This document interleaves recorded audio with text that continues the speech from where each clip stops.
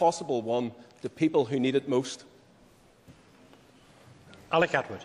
Mr. Atwood. Speaker, I know that the Junior Minister will accept that in addition to resources, there are many families, survivors and victims who still seek truth and accountability.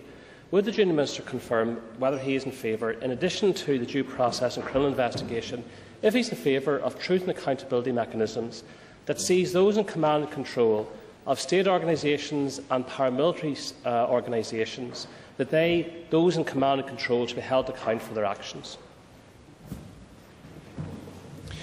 Well, of course, I'm in favour of bringing justice to innocent victims.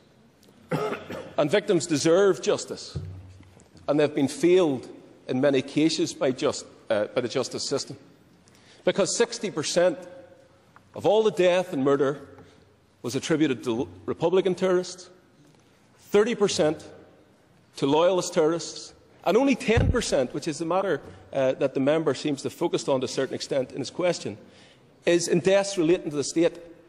I think we should deal with the 90% of those who caused the difficulties. We need to find out where the terrorists kept their records of who their command and control structure was. We need to find out who the terrorist organisations were who directed and sent out people to innocently find themselves in a situation where they were murdered. The 90% need to be held to account, as well as, where there is evidence, to bring to account anyone within the state who is responsible for death. But the Sutton Index is clear. 60% of death were carried out by Republican murderers, 30% by loyalist terrorists, and only 10% by the state. So I think it's time for the terrorists and their organisations